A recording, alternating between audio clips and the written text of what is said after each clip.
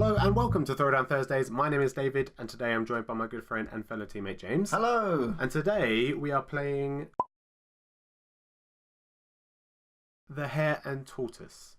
This is a betting slash racing game where we have 5 animals which want to make it to the finish line. You have one mandatory bet and then you have an optional bet picked from the 7 cards that you start off with in your hand. The main deck consists of several cards of the 5 animals. You can see in the bottom left-hand corner, there's a certain amount of animals that you can have. So James, you're going to make your first bet, which is the hare. Your mandatory bet is the wolf. Why did you pick the hare? Just because? Yeah, so I picked the hare first. One, because he's pretty easy to keep moving. For every 1 card of the hare that you put down, he moves 2. So he's a consistently moving character around the board. And he always moves first as well. That's it. And in this game, every animal moves in a certain order, and the hare always moves first. So if you've got someone else who's placed the same bet as you, it does make it even easier to move that character around. Yeah, so they all have their different abilities. The hare obviously moves first, just like he would like in the fabled fairy tale. And then the tortoise would go next. Luckily, the tortoise always moves, even if none of his cards are placed. So animals move when you place down their card. Once 4 of one animal has been placed, the round ends, or when 8 cards in total are face up, the round ends as well. And then they move accordingly. So the hare will move first, then the tortoise, then the wolf, then the fox, and then the goat. The goat is a bit of a strange ability as well because he moves for every card that you place plus 1, and then he always stops for water. You can see there. You made the correct decision to play your goat cards when he was going to stop, so it allowed you to get more cards, because at the moment you want the wolf cards and the hare cards, don't you? Yeah, it made more sense. I had a lot of goat cards in hand, and seeing how far the goat was from the water, I just wanted to play the maximum amount. It gets rid of a card, it wastes a card, it wastes a movement for whoever's bet on the goat, and I think Ash placed those goats, didn't he? Yeah, he placed the 2 goats, and he was going to stop at the water anyway. So just getting rid of the extra 2 allowed you to fuel your hand with hopefully more more hare cards and wolf cards, and hopefully to stump his efforts in getting the goat to the finish line. Yeah, exactly. So the map, in this sense, has really worked out in favour for the other animals. I think it works against the goat here.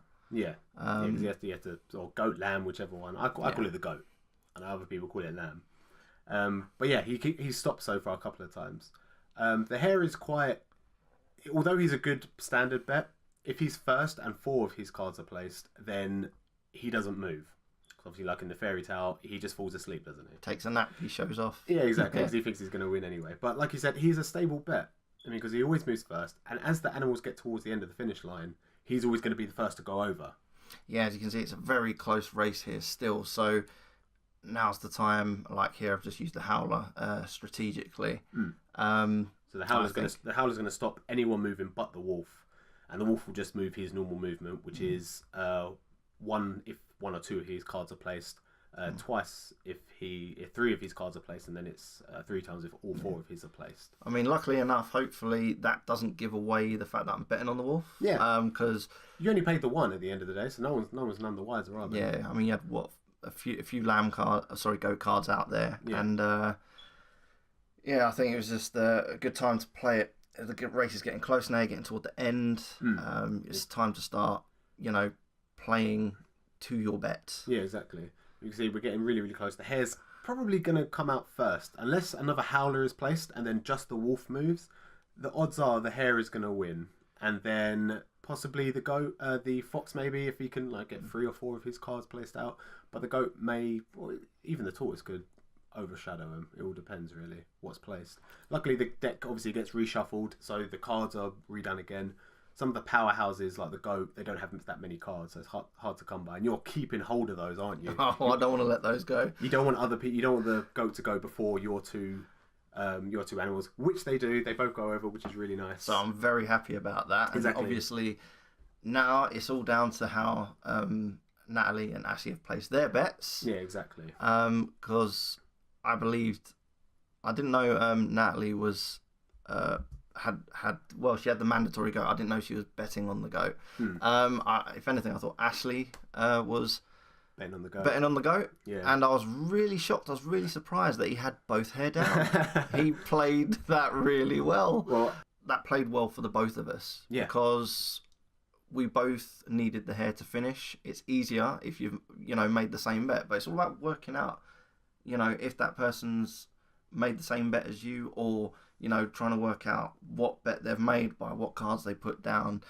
Sometimes at the beginning of the race, they'll put down a ridiculous amount of goats or foxes and you think, wow, okay, you want them to get off to, a quick start. And then you sort of got to study the course and think, you don't have the cards that you want, but you don't want to let these cards go. No. Because it will be helping your opponent. Yeah, exactly. So you just got to play patient and hope that they lay down your cards. Yeah, exactly. Let them push your animals forward. So we're going to go into a second round. We did play best of 3, but we cut it down just because of time consistency. So again, you open up with every single animal, so you have an option to do whatever you want. Your mandatory bet is the fox, but you decide to go for the goat on your side bet. Yes, my mandatory is the fox. Go over the goat for my side bet because I'm looking at the course. Both the water obstacles are at the end. So I'll go for the goat in hopes that maybe someone else can get the goat off to a quick start. Maybe someone else is going to bet on the goat because I think you've got all this track for the goat to move. Yeah, exactly. Like really fast. It could take 2 rounds and he can get to the water basically. That's obviously subject to 4 of his being placed every single time. I mean, even in the whole deck, even if someone has a howler, there's only 3 howlers in the deck. Yeah. I've got one. I know I've got one of them. Yeah. So you've just got to have faith that someone else doesn't have it. Yeah. But as you can see here, the goat's not getting off to the best of starts, So which is distressing me. So you got to push him forward just a little bit. Yeah. And it's annoying because the wolf gets to move for each card that he's played. So he's already shot off so quickly.